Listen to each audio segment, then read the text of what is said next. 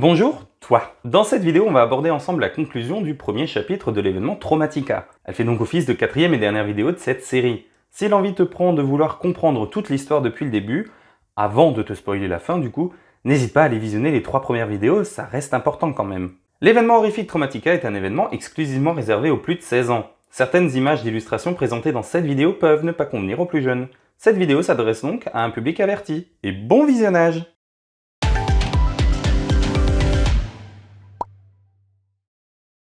Bonjour tout le monde. Vous commencez à avoir l'habitude maintenant, il est temps de se repencher à nouveau sur la suite et fin de l'histoire de Traumatica, l'événement horrifique d'Europa Park.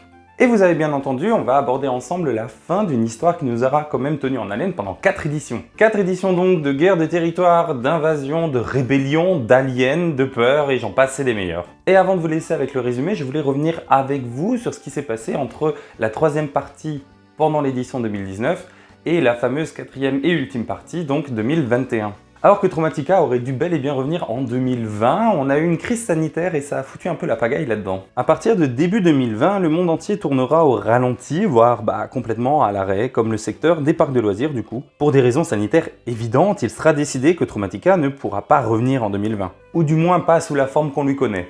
Le centre de réalité virtuelle d'Europa Park, Yulby, proposera alors une expérience horrifique en VR dans l'univers de Traumatica. Et ils proposeront même une expérience live avec acteurs en aménageant à côté du centre ce qui sera la scare zone la plus étendue jamais créée par le parc.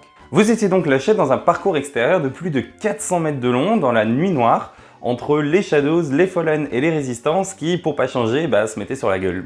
Alors ici, pas de continuité dans l'histoire, il s'agit juste de combler ce manque d'événements physiques et de pallier au fait qu'il n'était pas possible d'ouvrir les mazes et d'y enfermer du public. Et c'est après un an d'attente que Traumatica reviendra en bonne et due forme pour terminer une bonne fois pour toutes les intrigues qu'ils avaient imaginées jusqu'à là. Et avant de se lancer ensemble dans ce final explosif, je vous propose un résumé de l'édition 2019. Les Shadows sont sortis de justesse grands vainqueurs de leur affrontement contre les Fallen, mais leur ego de faction suprême en a pris un coup. Entrant dans une colère noire, ils décideront de s'en prendre à tout Traumatica en signe de vengeance et pour réaffirmer leur rang de chef. Ils captureront la fille du général Sparks, la tueront et la jetteront dans les grottes des Ghouls. Général Sparks qui mourra sous les crocs de la reine Ghouls, alors qu'il tentera de chercher le corps de sa fille. Cette même reine qui est en pleine période de ponte et d'incubation et qui discrètement sème ses œufs dans tout Traumatica avec pour objectif de repeupler les Ghouls et d'enfin sortir de leur caverne. Les Fallen et notamment Crowley se retranchent dans leur chapelle après leur affrontement et en tentant le tout pour le tout contre la menace des Shadows, essayent d'invoquer des esprits pour qu'ils leur viennent en aide. Malheureusement pour eux, une dame en rouge investit les lieux déjà gorgés de magie et de folie et va terminer de les achever, laissant leur chapelle aussi silencieuse qu'une tombe. Le bunker de résistance se voit envahi par les Rotters qui s'étaient agglutinés aux portes de Traumatica et c'est un nouvel affrontement qui attend le peu de soldats restants. Enfin, on apprendra que Myra Moon est venue de l'espace et que grâce à l'aide de la Moondust distillée par The Pack et de tous ses disciples dispersés dans toutes les factions, elle révèle enfin sa vraie forme aux yeux de tous, une créature cauchemardesque qui n'attend que de vous dévorer. Maintenant que tout le monde a repris le train en marche, on va pouvoir commencer. Je m'excuse d'avance par rapport au visuel que je vais devoir utiliser, étant donné qu'Europa Park n'a pas posté en ligne les trailers des maisons de l'édition 2019, j'ai pas pu vous les proposer. Ces trailers existent parce qu'ils étaient diffusés le soir de l'événement, devant les entrées de chaque maze, histoire de savoir un peu plus quelle était l'intrigue de l'année. Du coup en visuel, vous allez avoir un best-of de toutes les éditions précédentes. Ouais, je comptais un peu là-dessus quand même, parce que comme on n'a pas le droit de filmer à l'intérieur, il me fallait des visuels, Europa Park, vous me facilitez vraiment pas la tâche.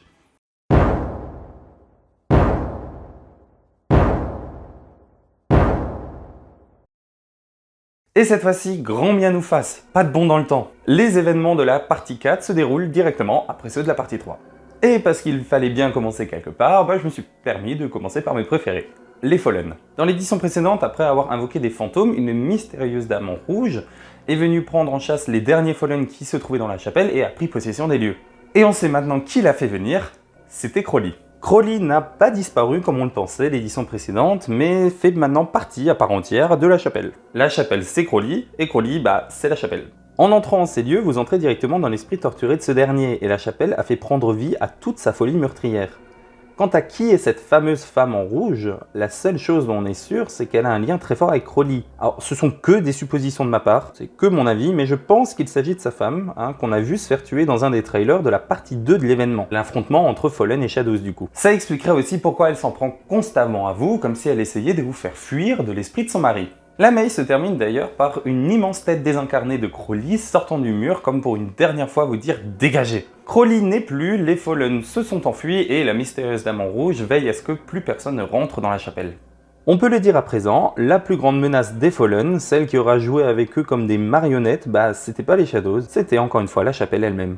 En parlant de clan mis à mal, on va tout de suite enchaîner avec la résistance qui va tenter une toute dernière fois le tout pour le tout. Alors que le bunker est complètement envahi par les Rotters, que le clan n'a plus de chef, le capitaine Sparks est décédé l'édition précédente, le clan va quand même encore essayer une dernière fois de se mobiliser pour essayer de récupérer le bunker. Bien décidé à tous les éliminer d'un coup, Résistance enrôle le plus de membres possible, en l'occurrence vous, pour une mission suicide, faire exploser le bunker en enclenchant le système d'autodestruction du lieu. Seul problème, le bouton pour l'activer est au cœur du bunker. Et du coup, vous étiez donc accompagné par des membres du clan pour cette mission.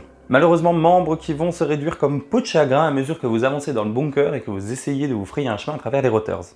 Le bouton sera finalement trouvé et enclenché, et on entendra une sirène qui annoncera l'autodestruction du bâtiment tout entier. Malheureusement, sirène qui retentira comme le dernier chant du cygne, car même si vous avez réussi à vous échapper à temps, l'explosion emportera avec elle les Rotters, mais aussi et surtout les tout derniers membres du clan de Résistance. Qu'ils soient devenus Rotters ou morts dans l'explosion, une chose est certaine. Mesdames et messieurs, la Résistance est morte. Vive la Résistance. Du côté de The Pack, l'heure est à la vengeance. Mad Dog, qui a réussi à fuir après sa défaite contre le clan de Roxy en 2018, ne digère toujours pas sa défaite et surtout n'accepte pas que le clan soit devenu les petites mains de Myra Moon. N'ayant plus aucun clan pour le suivre, Mad Dog va du coup faire son propre sabotage tout seul en revenant au Silver Bullet Bar avec cette fois-ci une bombe. Encore une histoire de bombe, vous allez me dire, et c'est vrai, c'est un peu l'impression que ça donne, que c'est le seul moyen qu'ils ont trouvé pour éliminer les clans dont ils avaient plus besoin. Parce que oui, il a effectivement réussi son plan, mais comme Mad Dog n'est clairement pas la bière la mieux brassée du bar, il n'avait pas spécialement prévu qu'il allait lui aussi y passer, ainsi que quasiment tout son clan. Et c'est comme ça que se termine l'existence du clan de The Pack, en s'auto-détruisant.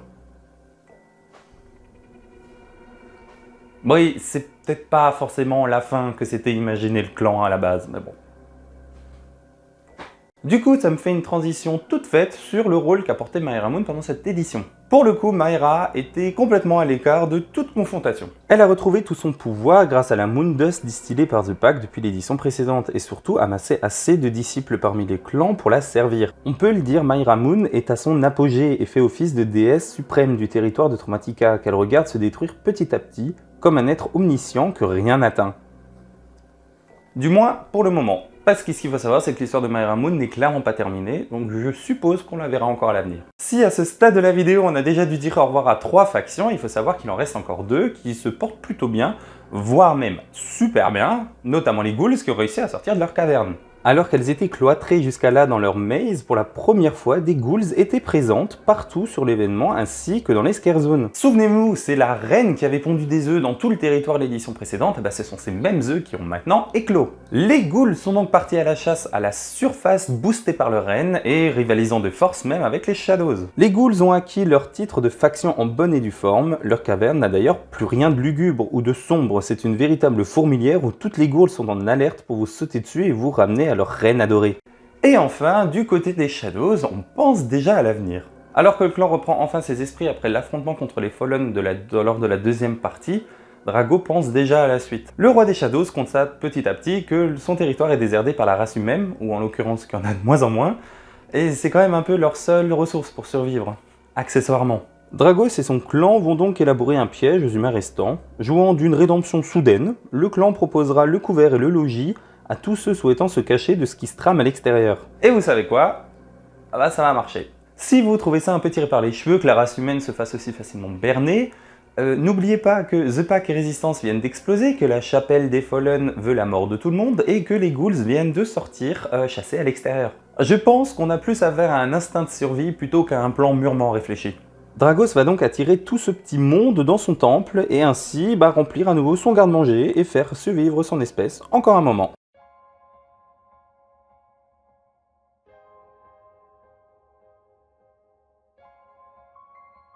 Cette quatrième partie conclut donc le premier chapitre des Traumatica. Lorsqu'on regarde un peu plus près cette quatrième partie, on se rend vite compte qu'ils ont essayé d'en finir le plus vite possible avec cette histoire de faction et de guerre de territoire. Je pense que cette pause forcée entre la troisième et la quatrième partie a un peu dû bousculer leur plan par rapport aux intrigues qu'ils avaient imaginées de base. Mais qu'importe, les choses sont telles qu'elles sont et on va en profiter pour résumer tout ce qu'on vient d'apprendre aujourd'hui. L'esprit meurtri de Crowley a pris possession de la chapelle et fait revenir d'entre les morts ce qu'on suppose être sa femme, cette même femme en rouge qui pourchassera tous ceux essayant d'entrer dans ces lieux. Dans une ultime mission suicide, le reste du clan résistant s'est sacrifié en faisant s'autodétruire leur bunker pour essayer d'anéantir les Rotters. En essayant de reprendre le Silver Bullet Bar à Roxy, Mad Dog a fait exploser les lieux ainsi que son clan et sa propre personne. Maera Moon est à l'apogée de son règne et de ses pouvoirs, s'autoproclamant déesse de Traumatica. Les ghouls sont sortis de leur grotte et ont commencé à chasser à la surface, toujours sous le contrôle de leur reine. Et enfin, Dragos et les Shadows ont élaboré un plan pour piéger les derniers humains dans leur temple et ainsi remplir leur garde-manger. Et maintenant, mon petit avis sur cette quatrième partie. Vous vous souvenez peut-être de ce que j'avais dit de la troisième édition, comme quoi elle m'avait un peu refroidi et que je me rendais compte qu'ils arrivaient tout doucement vers la fin du concept. Mais pour le coup, je dois avouer que j'ai bien aimé cette édition 2021. Fallen a enfin retrouvé de sa superbe et la première partie de la maze sous forme de labyrinthe de miroirs sans teint était selon moi une des meilleures idées, toute édition confondue. On a enfin retrouvé le côté mystique que j'adorais tant des premières éditions. Autre très bonne surprise, Résistance. Jusqu'à là, j'étais quand même le premier à dire que le principe même de Résistance, donc ce côté stress, le fait de devoir aller beaucoup plus vite dans cette maze que dans les autres, n'a jamais fonctionné jusqu'à là. Et je le redis, les 3 premières éditions, Résistance, ça n'a pas fonctionné.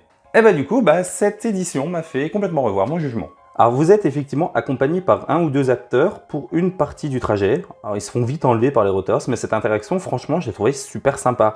Le côté stress a été mis de côté pour s'orienter plus vers de l'infiltration, ce que j'ai encore une fois trouvé excellent. Et finalement, le stress revient en fin de maze quand quelqu'un du groupe doit traverser tout un couloir, appuyer sur un bouton, revenir en courant sur le groupe, et sortir de la maze en courant sur une sirène assourdissante.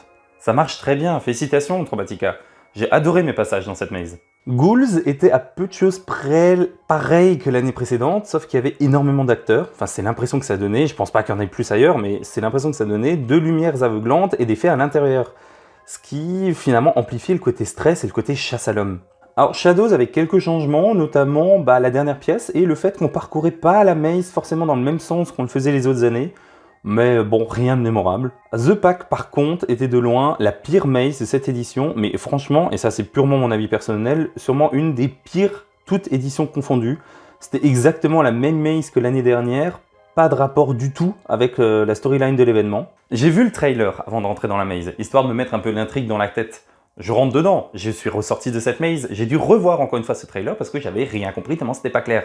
Et c'est elle qui avait du coup le moins d'acteurs et d'effets. Donc ok, les décors restent très beaux, ça je leur laisse. Mais alors pour le reste, c'était tellement oubliable. Et voilà qui conclut la partie de cette vidéo sur l'édition 2021. Ce que je vous propose maintenant, c'est qu'on fasse un bilan de ce premier chapitre de Traumatica. Évidemment, les points qui vont suivre sont 100% subjectifs, ça ne concerne que moi. N'hésitez pas à mettre votre propre retour d'expérience en commentaire, histoire d'avoir le plus de retours possible sur ce premier chapitre. Je vais commencer par ce qui faisait à la fois et sa plus grande force et sa plus grande faiblesse à l'événement. C'est le storytelling extrêmement poussé pour un événement du genre. Tout l'événement, toutes les mazes, toutes les scare zones, toutes les factions, tout était connecté, c'était impressionnant.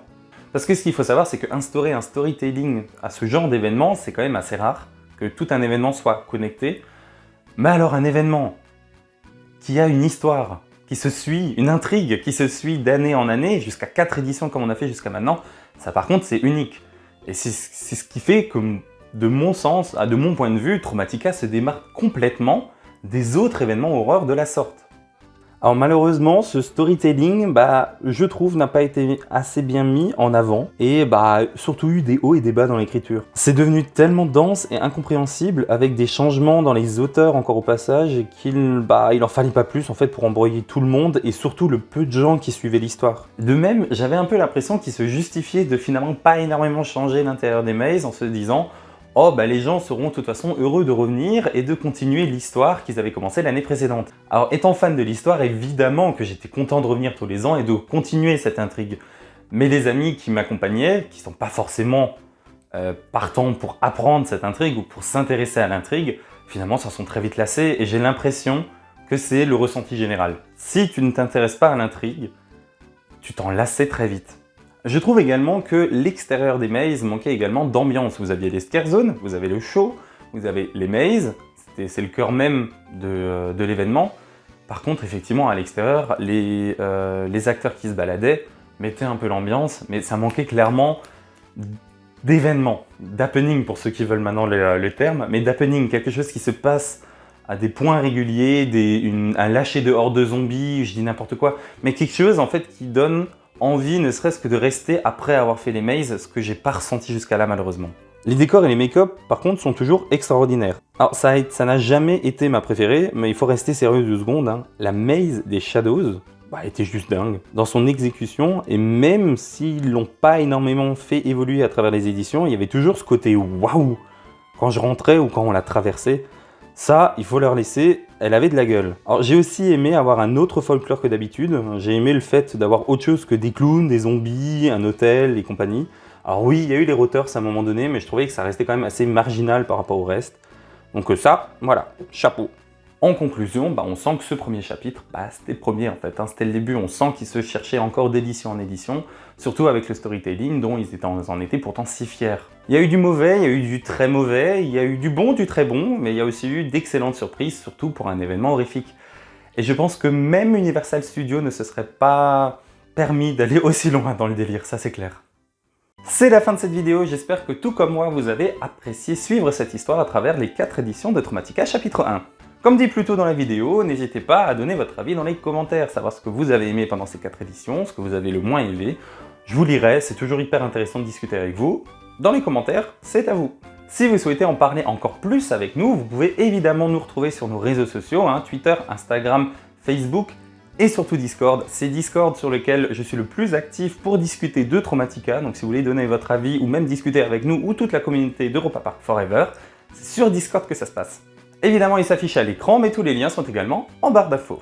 Vous pouvez également dès à présent aller suivre notre chaîne principale Europa Park Forever. C'est par exemple là-bas qu'on a posté nos vlogs des différentes visites qu'on a fait au Traumatica à travers ces 4 éditions.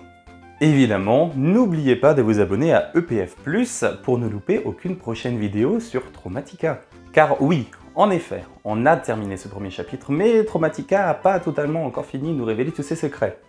L'histoire continue cette année, avec l'arrivée d'un mystérieux train sur les terres de Traumatica. À son bord, un cirque itinérant et sa troupe d'artistes en quête d'un nouvel endroit où poser leurs valises. Qui sont-ils? Quelles sont leurs intentions? Personne ne le sait encore, mais une chose est sûre. C'est vous qui serez la vedette.